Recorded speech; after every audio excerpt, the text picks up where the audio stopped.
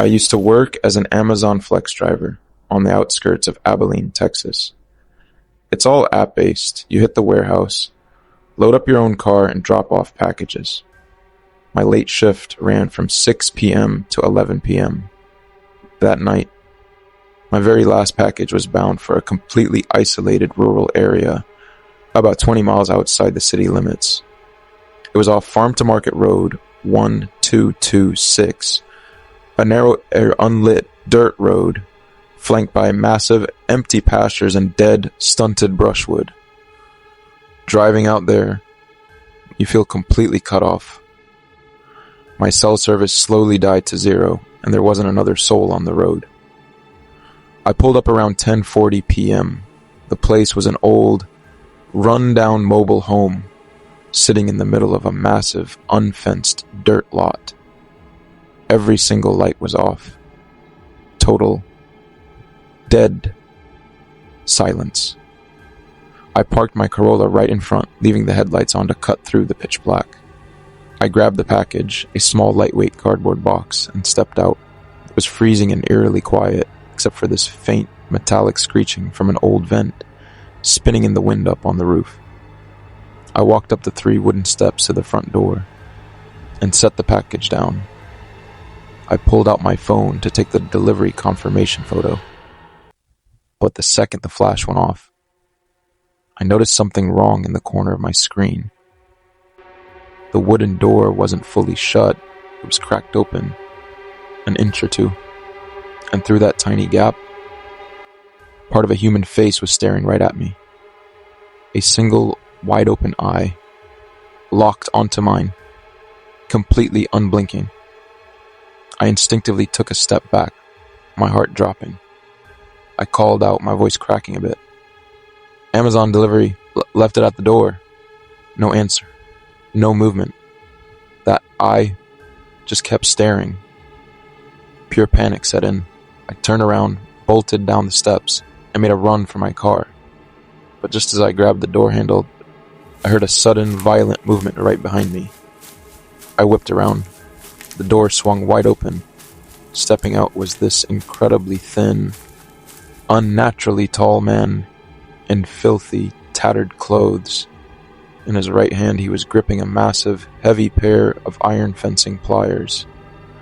He started marching toward me with this erratic, jerky stride, wearing this wide, vacant, psychotic grin. I dove into the driver's seat, slammed the door, and manually punched down the locks.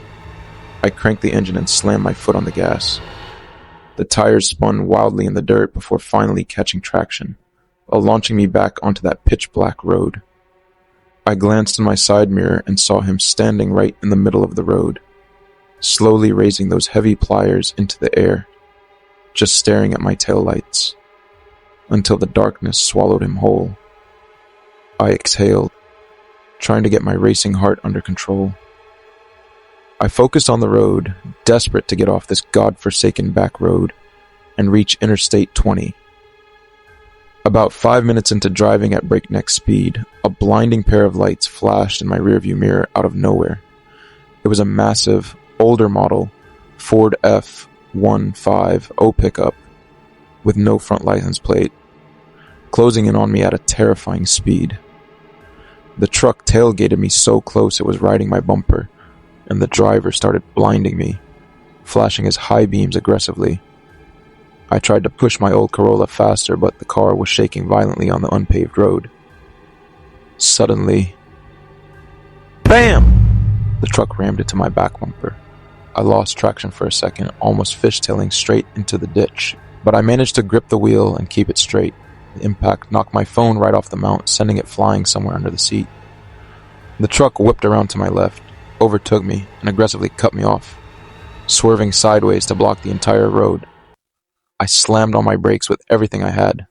My car screeched to a halt, inches away from the side of the truck. A thick cloud of dust kicked up, blinding my view completely. The truck's driver's side door flew open, and out stepped the same skinny freak from the mobile home. But this time, another guy climbed out of the passenger side.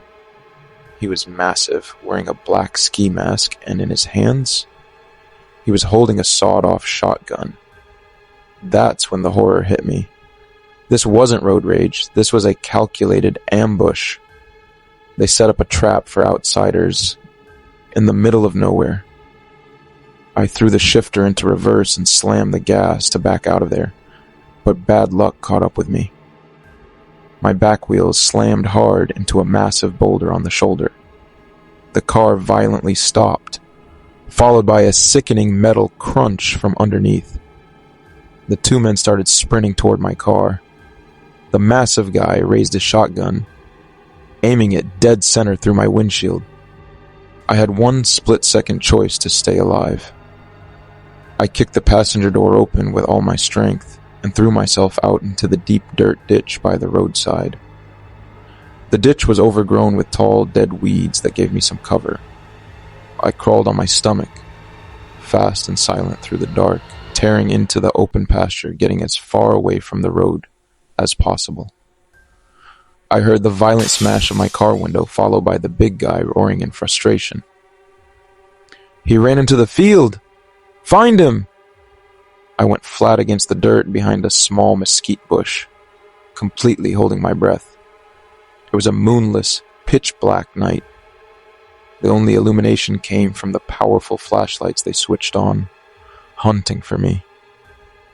I could see the blinding white beams sweeping across the grass, just feet away from where I lay. The heavy crunch of their boots snapping dry twigs kept getting closer and closer. Then, the skinny one called out in this sickening sing-song voice. "I know you're out here. I can smell your fear." That nightmare search went on for 20 agonizing minutes. I stayed frozen like a corpse. The biting Texas cold was seeping through my clothes, turning my limbs completely numb. Suddenly, a distant engine rumbled down the road. Headlights cut through the trees. It was a county sheriff's cruiser. He must have spotted the truck parked sideways, blocking the road. The second those red and blue lights flashed against the tree line, the two men bolted back to their truck. They cranked the engine and sped off into the open fields in the opposite direction, fleeing the scene. I scrambled up from the dirt and sprinted toward the road, screaming at the top of my lungs for the deputy. I was rushed to the hospital, treated for severe lacerations and heavy psychological shock. The police found my car completely stripped and totaled. Everything was gone, including my wallet and my driver's license, which meant they had my exact home address. A month into the investigation, detectives told me they raided the mobile home. It had been abandoned for days.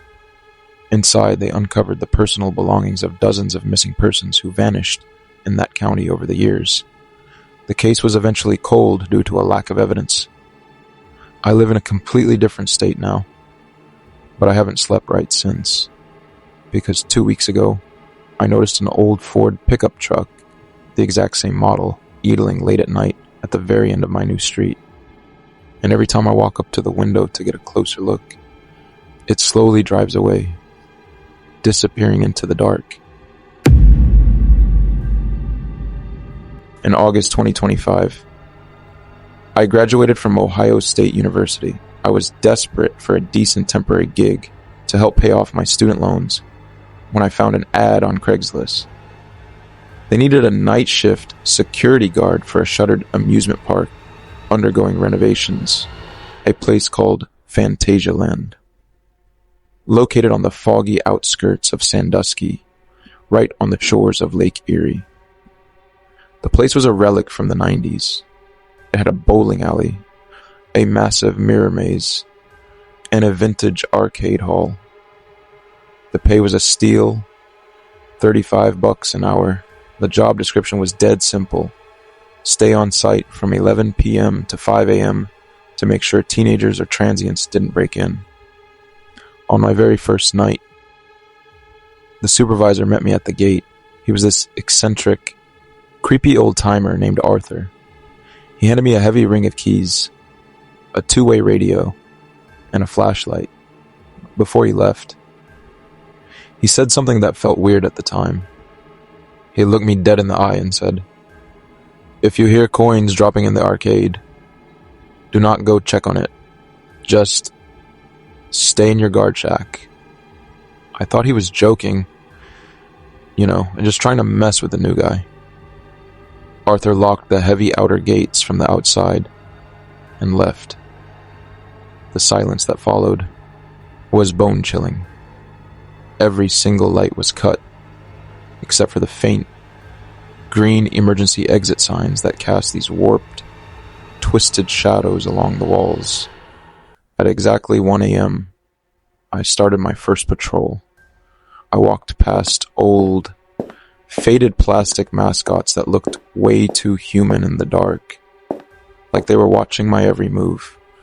I stepped into the grand arcade hall, and out of nowhere, with absolutely no warning, one of the vintage racing arcade cabinets in the far corner just sparked to life. The machine started blaring its loud, synthesized 16-bit music, its screen flashing a blinding, phosphorescent neon glow in the dead of winter darkness. I froze. I crept toward it, step by agonizing step, keeping my flashlight beamed at the seat. It was an old retro racing game. I forced myself to look at the screen, at the high scores leaderboard, and the shock that made my heart drop straight into my stomach was the top name on that list, typed in just seconds ago. It was my full, legal name, D-A-V-I-D,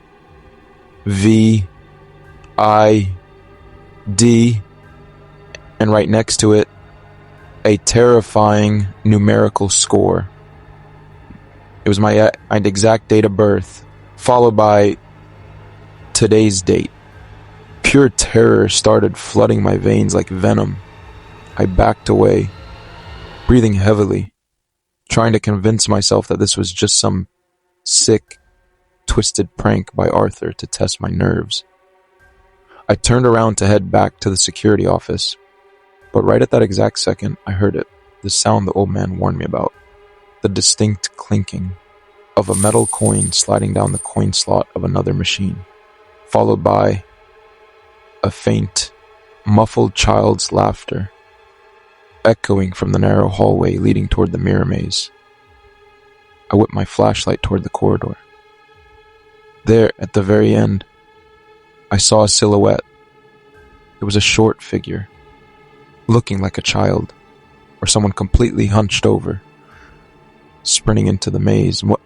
My voice shook violently as I yelled out, "The park is closed! Get out right now, or I'm calling the cops." Silence. No response. I had to chase them down. It was my job. I stepped inside the mirror maze. It was a dizzying, endless labyrinth of towering, pristine mirrors. With every single step I took, my flashlight reflected hundreds of times in every direction, making my head spin with intense nausea. Then, I started hearing it, fast, bare feet slapping against the smooth floor of the maze. The sound was right behind me. Then to my right, then to my left, the mirrors were scattering the audio in the most insane, chaotic way. I stopped dead in my tracks to pin down the location, and the footsteps stopped. Instantly, I looked at the massive mirror directly in front of me, staring at the reflection of my own back. But something was completely wrong. Something was deeply fucked up about that reflection. In the mirror, there was a real person standing directly behind me, pressed tight against my shoulder. He was a small, withered man, wearing a filthy, stained clown costume. His face was caked in cracked, peeling white paint, with a jagged, horrific scar tearing from his mouth all the way to his ear. I spun around instantly. The hallway was completely empty. Nothing. I slowly turned back to the mirror, and the reflection was still showing the clown standing behind me. In the class, he began to raise his hand, excruciatingly slow, gripping a sharp, massive pair of iron shears, while I, in reality, was trembling, unable to move a muscle. The clown in the mirror leaned down, close to my ear, and at that exact split second, I felt a real hot, wet breath brush against my earlobe in the real world as a voice whispered, "The mirror never lies. It just delays the view."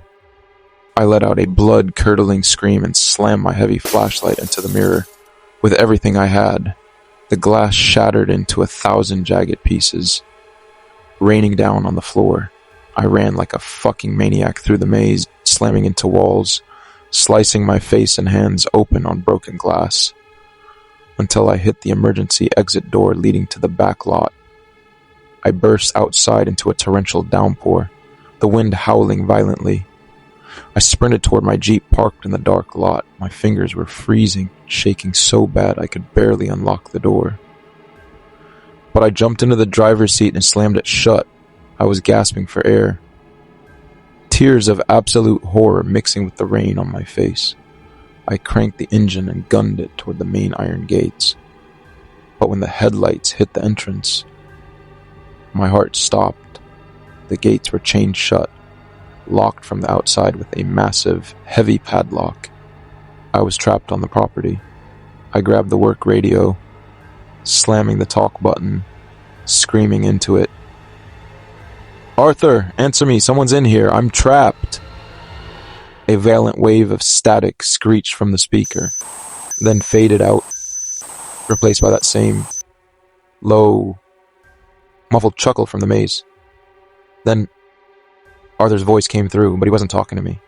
He was sobbing, begging in a choked, suffocating voice. "David, don't look in the rearview mirror. He's sitting in the transmission cut out with a horrific metallic crunching sound over the radio." Every single cell in my body froze solid. My survival instinct was screaming at me. Do not look up, but involuntarily, like a mechanical doll, my eyes drifted upward to the small rearview mirror. There, in the back seat of my Jeep, which was completely empty when I got in, sat that deformed, scarred clown. He was wearing his seatbelt, politely, with this eerie, twisted calm. In his hand, he held Arthur's two-way radio, dripping with fresh, warm blood, and he was staring directly into my eyes through the mirror, with that wide, hollow, psychotic grin, before I could even reach for the door handle. His thin, unnaturally strong hand shot forward from the dark and smashed the central lock button. Click. The magnetic lock sealed shut. The clown leaned forward, excruciatingly slow, until his foul, putrid breath washed over the back of my neck, and he whispered, in a dead, calm, gentle voice, "Now, let's play your racing game." Months have passed since that night. The Ohio State Police are still searching for my missing Jeep, and for Arthur, who vanished without a single trace. As for me, they found me 2 days later, wandering aimlessly in the deep woods surrounding the lake. I was completely catatonic, unable to speak a word, my entire body covered in deep, circular lacerations, like they were drawn into my skin with a razor-sharp tool. But the real horror, the thing that keeps me in a living, psychological hell, is that every time I look at a reflective surface, even a glass of water, I don't see my face anymore. I see his, smiling at me from the inside, just waiting for the right moment to come back out. In September 2023, I rented a small, isolated log cabin through Airbnb. It was tucked deep inside the mountains of West Virginia, in a rural backwater town called Elkins. I needed a full week of absolute solitude to hyper-focus on finishing my latest software development project. The cabin sat at the very end of a rough, unpaved dirt road, choked on all sides by towering dense pine trees. and my nearest neighbor was a good 3 miles away.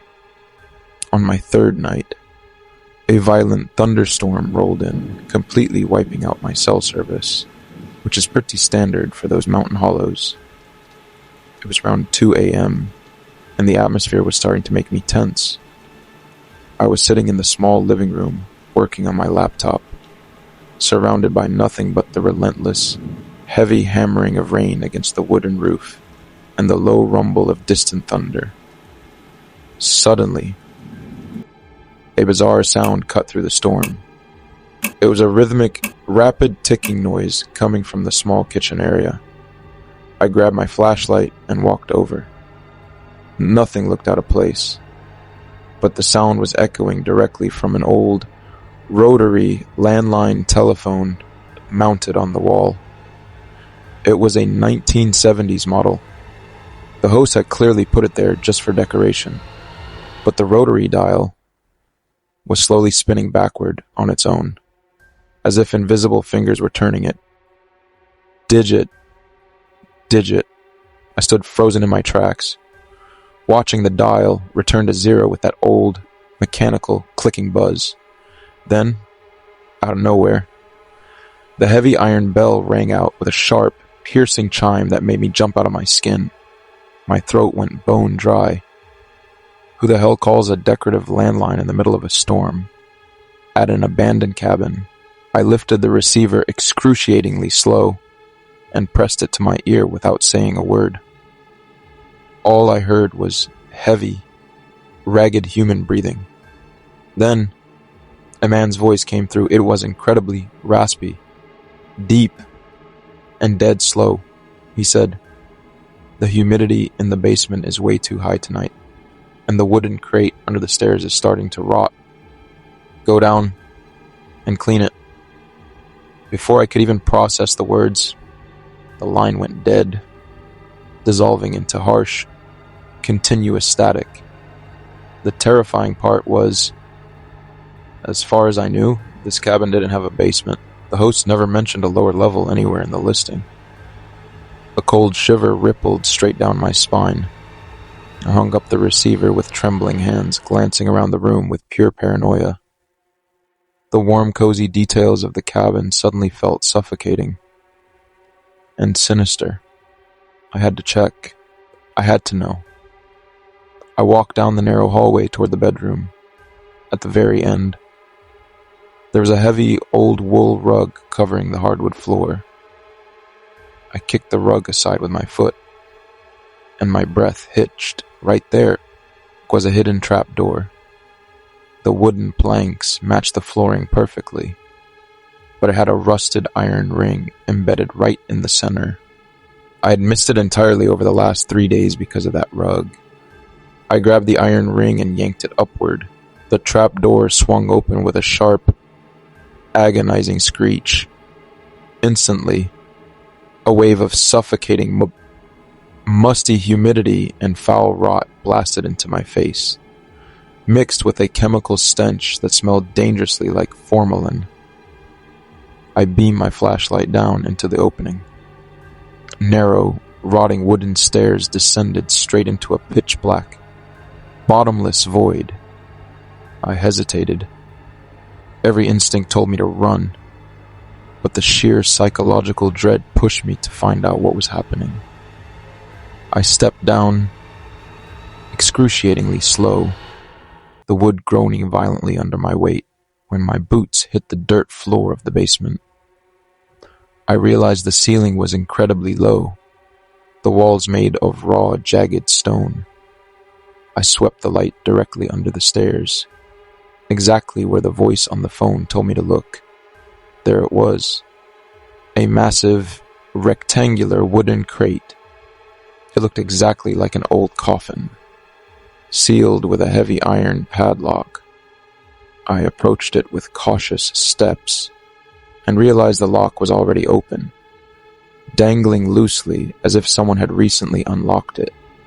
From the inside, or the outside, with a shaking hand, I lifted the heavy lid. The crate was packed to the brim with women's clothes, children's shoes, and right on top, Dozens of Polaroid photos. I picked one up and shone my light on it. I almost collapsed from the shock. The photo was of me. It was taken through the bedroom window of this exact cabin, showing me asleep in bed on my very first night here.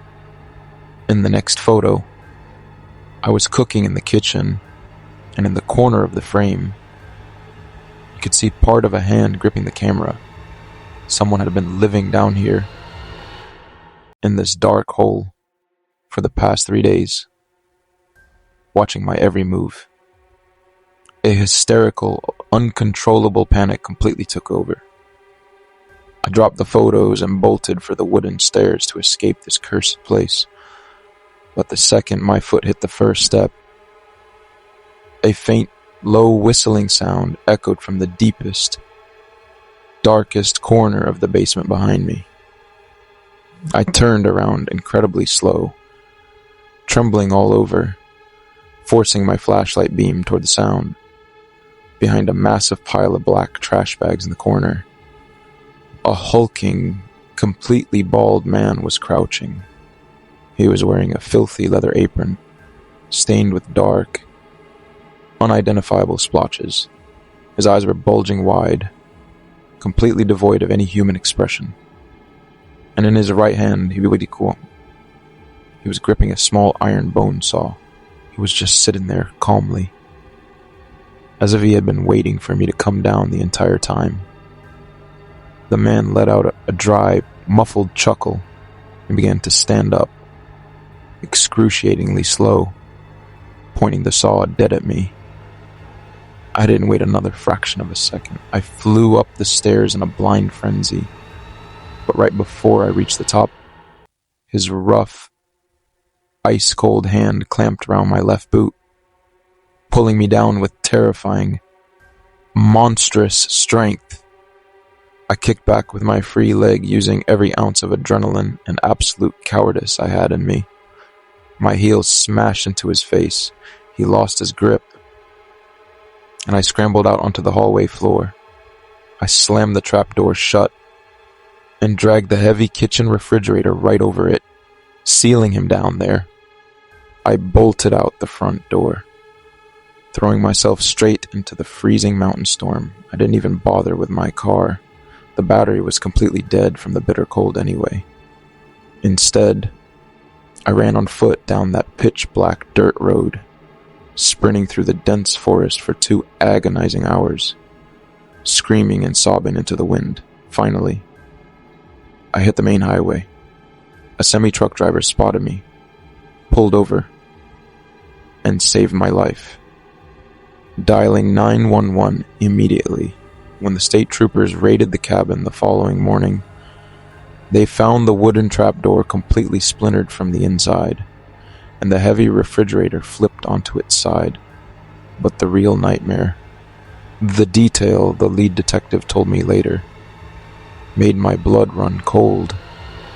Buried deep beneath the dirt floor of that basement, they uncovered the skeletal remains of 4 previous renters, all of whom had vanished from that cabin over the last 2 years. The Airbnb account turned out to be a ghost, a completely stolen identity.